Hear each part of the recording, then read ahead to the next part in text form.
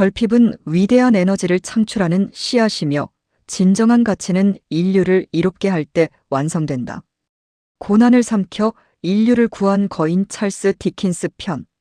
안녕하세요, 구독자 여러분. 돈파상입니다. 우리는 살아가면서 참 많은 시련을 만납니다. 왜 나에게만 이런 지독한 가난과 고통이 찾아올까? 하고 하늘을 원망할 때도 있죠. 하지만 여러분, 제가 늘 말씀드리듯 이 세상의 모든 결핍과 고통은 사실 더 거대하고 위대한 에너지를 만들어내기 위한 과정일지도 모릅니다. 철학자 니체는 이런 말을 남겼습니다.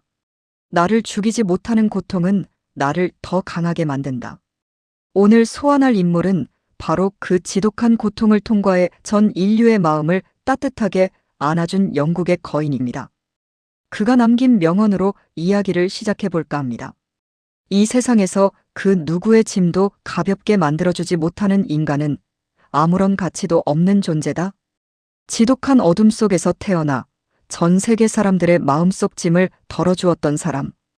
영국의 위대한 문학가 찰스 디킨스의 이야기 속으로 여러분을 초대합니다. 시계를 1824년 영국의 런던으로 돌려보겠습니다. 한 12살짜리 어린 소년이 있었습니다. 이름은 찰스.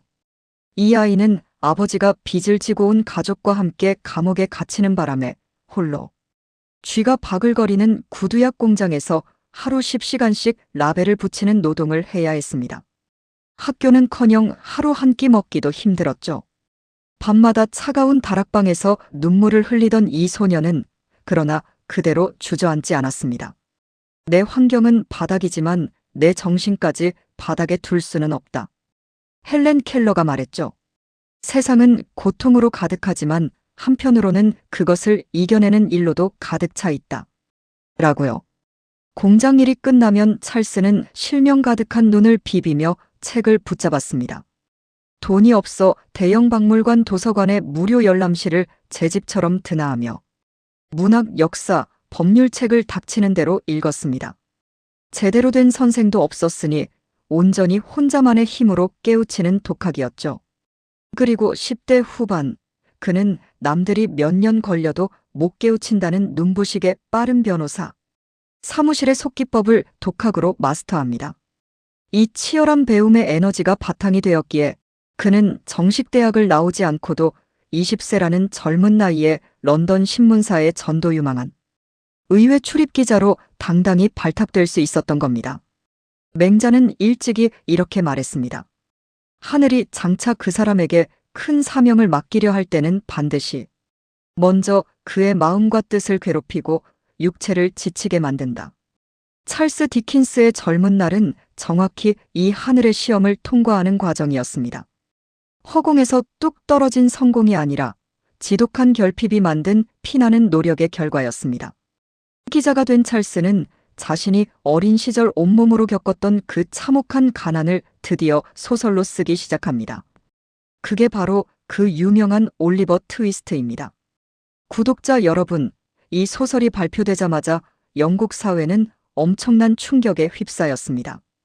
고아원에서 굶주림에 지친 아이가 지배인님, 죽을 조금만 더 주세요라고 했다가 매질을 당하는 장면 기억하시나요? 디킨스는 자신이 겪었던 배고픔과 멸시를 너무나 생생하게 글로 풀어냈습니다. 사람들이 그의 이야기를 읽으며 함께 울고 분노하기 시작했고 마침내 아동노동을 제한하고 빈민을 보호하는 영국의 법률까지 개정되기에 이릅니다. 부탄자루로 세상의 불조리를 깨부순 것입니다. 정치학자 에드워드 브러 리턴의 명언, 펜은 칼보다 강하다. 라는 말이 이보다 더 잘 들어맞는 순간이 있을까요? 그는 펜 하나로 수많은 아이들의 생명을 구한 것이죠. 그리고 우리가 잘 아는 또 하나의 걸작, 크리스마스 캐롤이 탄생합니다. 주인공 스크루지 영감은 돈밖에 모르는 지독한 사람이었죠. 그런 그에게 크리스마스 전날 밤 3명의 유령이 찾아옵니다. 이 유령들과의 대화가 스크루지의 얼어붙은 심장을 깨우기 시작합니다. 첫 번째, 과거의 유령이 그를 어린 시절로 데려갑니다. 거기엔 가난하지만 사랑하는 연인과 행복했던 젊은 스크루지가 있었습니다. 유령이 묻습니다. 너는 언제부터 돈의 노예가 되었느냐? 스크루지는 돈을 버느라 사랑도, 행복도 다 놓쳐버린 과거의 자신을 보며 가슴을 치며 후회합니다. 내가 왜 그랬을까? 내가 왜 소중한 걸 보지 못했을까? 두 번째, 현재의 유령은 그의 가난한 직원밥의 집으로 그를 데려갑니다. 거기엔 다리가 아파 죽어가는 어린 아들 타인이 팀이 있었습니다. 밥의 가족은 스크루지가 준 쥐꼬리만 한 월급으로도 서로를 축복하며 행복해하고 있었죠. 스크루지가 다급하게 묻습니다. 유령이시여, 저 가여운 아이는 살 수 없습니까? 그러자 유령이 싸늘하게 뺨을 때립니다. 내가 평소에 가난한 자들은 죽어서 인구수나 줄여야 한다고 하지 않았느냐? 스크루지는 자신의 부끄러운 과거 말에 큰 충격을 받고 고개를 숙입니다. 내가 잘못했어. 제발 저 아이를 살려주시오.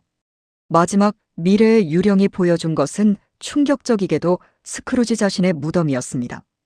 그의 죽음 앞에는 슬퍼하는 사람 하나 없고 오히려 그 지독한 영감 잘 죽었다며 그의 옷가지를 훔쳐가려는 이웃들 뿐이었죠. 스크루지는 유령의 옷자락을 붙잡고 처절하게 울부짖습니다. 유령이시여, 제발 제 이름이 새겨진 이 비석을 지워주십시오. 제가 변하겠습니다. 돈을 움켜쥐지 않고 이웃에게 베풀며 살겠습니다.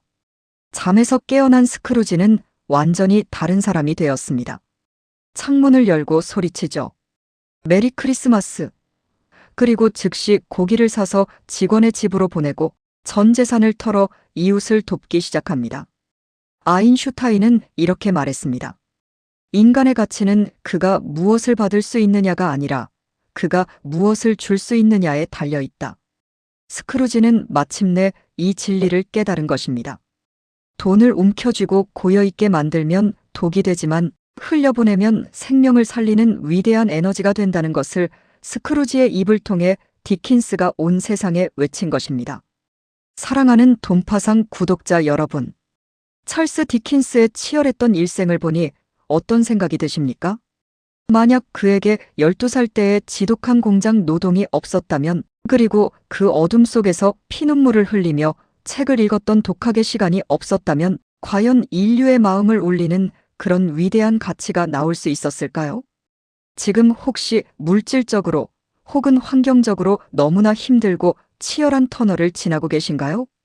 기억하십시오. 지금 여러분이 겪는 그 눈물과 결핍은 결코 헛된 것이 아닙니다. 가장 어두운 밤이 지나야 가장 찬란한 새벽이 오듯 영국의 시인 셸리는 겨울이 오면 봄이 어찌 멀었으리요 라고 노래했습니다. 스크루지가 유령을 만나 심장이 깨어났듯 지금의 시련은 여러분 안의 위대한 가치를 깨우기 위한 우주의 신호일지 모릅니다. 디킨스가 그랬던 것처럼 여러분의 고통을 인류를 향한 사랑의 에너지로 바꾸어 가십시오. 오늘 준비한 영국의 첫 번째 거인 찰스 디킨스의 이야기는 여기까지입니다. 오늘 영상이 마음에 드셨다면 구독과 좋아요, 알림 설정 부탁드리고요. 여러분의 삶의 위대한 가치가 부활하는 그날까지 저 돈파상이 늘 함께하겠습니다. 감사합니다. 행복하세요.